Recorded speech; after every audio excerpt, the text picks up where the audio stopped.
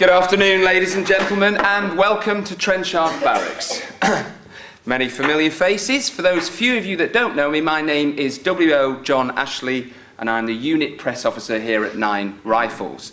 Now, shortly, I'll be taking you out onto the parade square, and I believe the battalion are expected within the next 30 minutes. Now, obviously, there'll be opportunities for filming and photography, but I would ask you to bear in mind that, of course, the families and soldiers have been apart for a considerable time, and this is a very personal moment for many of them. There will be plenty of opportunities to interview the soldiers back here in the meeting room afterwards. I would just like to say that 9 Rifles had a very successful tour of Helmand Province, performing a variety of roles, more information about which is available in your press packs. Any questions? Yeah, we were all supposed to be here yesterday afternoon. How disappointed were the families with the late arrival of the battalion due to the failure of the air bridge? Well, the enrolment of brigades in and out of Afghanistan is obviously a very busy time, which I'm sure they appreciate places the air bridge under significant pressure. Now, the RAF did have a TriStar ready for us, but there was a problem with its defensive aid suite, which effectively means it can't take off. They flew in spares from the UK and effected a repair, and we were out of there within the next 24 hours. The families were kept informed at all times and understood the circumstances. I note from the press release that 2 of the battalion's men were killed in an IED strike while they were travelling in a Viking armoured vehicle.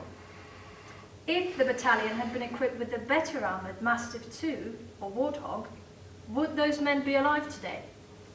Yes, well, the Viking provides excellent ballistic protection, and it can get you into places that the Mastiff cannot go with its all-terrain amphibious capability. I don't believe any vehicle can give full protection against IEDs, and I think it was the best option available to the battalion in support of its role in Afghanistan.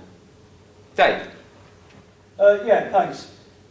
Those men would not have died if they'd been travelling by helicopter. Did the battalion have enough helicopter support in Afghanistan? Well, I think the battalion did an outstanding job of providing security for the residents of Sangin, and this necessarily required a presence on the ground. You can't perform that kind of operation with helicopters alone. Would we like more helicopters? I think all commanders would answer yes. Did we have enough? Well, the truth is we got the job done, and if there were casualties, they were swiftly evacuated, normally within 60 minutes of the injury occurring. Julia? We have heard that some of the guys in forward operating bases were forced to live on ration packs for months and got no fresh fruit during the tour. What other shortages did the battalion face on the front line? I don't know anything about that. Doubtless there were other luxuries they had to do without too. The battalion was not on holiday. Next question. Yeah. The battalion lost 7 men killed during this tour. Was it worth it? It was our job in Afghanistan to deny the terrorists a safe haven to prevent further terrorist attacks on the UK mainland. Now, the 7 soldiers and their families have had to pay a price that no one should have to bear. As for the battalion, whilst we were in theatre, we had to get on with the job and make sure the loss of our comrades was not in vain.